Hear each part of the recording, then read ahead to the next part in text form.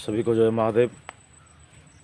साधयते इति सिद्धि, यानी कि जो निरंतर साधना करता रहता है या मंत्र जाप करता रहता है या ध्यान में योग समाधि करता रहता है या ध्यान मग्न रहता है या नवधा भक्ति से कोई भी भक्ति को अपनाता है, उसको बोलते हैं कि ध्यान में सिद्धि या साधयते इति सिद्धि। जो साधना करता है उसको साधक बोलते हैं, जो योग करता है उसको योगी बोलते हैं, जो पंडिताई का काम करता है उसको पंडित बोलते हैं। उसी प्रकार से मैं आज आपको बताऊंगा कि बहुत सारे साधना फेसबुक और यूट्यूब में दिया जा रहा है, जैसे कि 10 महाविद्या साधना से लेकर विभिन्न प्रकार का साधना है। उसी साधना के संदर्भ में सभी प्रकार का लोग अपना अपना ब्लॉग डाल रहे हैं। तो मैं आज आपको बताऊं, मैं छोटा मोटा साधना इसलिए लोगों को देता हूं। मैं चाहूं तो महाकाली का साधना दे सकता हूं, मैं चाहूं तो विभिन्न प्रकार का बड़े बड़े साधना दे सकता हूं, जो षोडशोपचार पंचोपचार से लेकर राजराजेश्वर उपचार तक पूजा किया जाता है और विभिन्न प्रकार का बड़े बड़े उच्च स्तरीय पूजा किया जाता है उस साधना में। लेकिन आजकल दुनिया में ऐसा कोई सिस्टम आज तक नहीं बना है, क्योंकि ज़्यादातर पूजा ब्राह्मण लोग ही करते हैं और पंडिताई लोग ही करते हैं। तो इसीलिए सभी के लिए सरल रूप से मैं लाया हूँ छोटा मोटा कुछ साधना। छोटा मोटा साधना मतलब ऐसे छोटे छोटे साधना, या ऐसे कोई छोटा मोटा साधना मतलब जैसे प्रेत साधना, बेताल साधना, वीर साधना, खबीज साधना, कच्चा कलवा साधना, ये सभी जो साधना है, मुंजा साधना आदि, ये साधना लोगों को इसीलिए दे रहा हूँ क्योंकि जल्द सफल होने के बाद मन में एक आशा संचारित होता है और साधक खुद को पहले ही समझ लेता है कि नहीं, मैं कुछ कर सकता हूँ। तो इसीलिए हम अपने आश्रम में सभी शिष्यों को अभी बुला के साधना में प्रवेश करवा रहे हैं।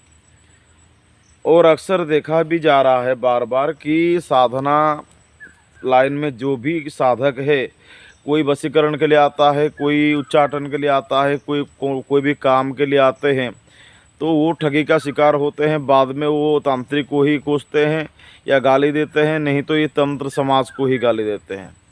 इससे अच्छा है आप खुद 15 दिन या 11 दिन या 7 दिन एक साधना कीजिए, साधना में सफल खुद हो जाइए और खुद का काम खुद ही कीजिए। क्योंकि आपको तो कपड़ा धोने के लिए धोबी घाट पर हर रोज़ कपड़ा डालना नहीं पड़ेगा ना। तो आप इतना अमीर नहीं है जो रोज़ ही धोबी घाट पर आप कपड़ा डालेंगे, तो आपको कपड़ा साफ भी करना सीखना पड़ेगा।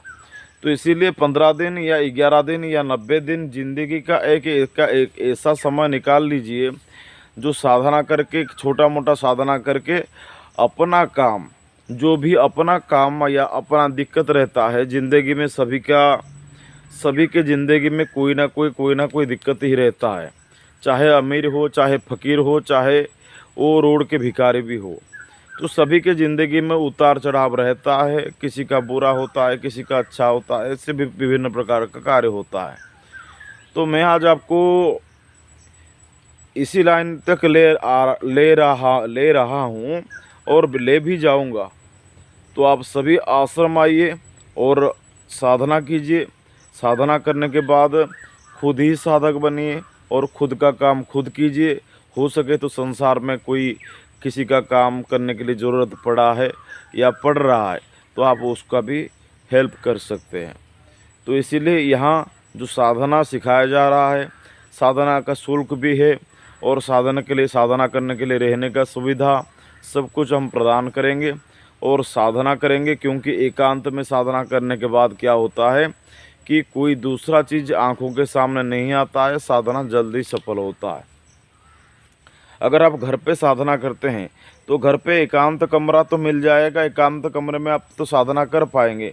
लेकिन आपके घर वाले अगर सब्जी लाने के लिए बोले तो आप सब्जी लाने के लिए जाएंगे और बाज़ार में 2-4 बात करके आप घूम के आएंगे।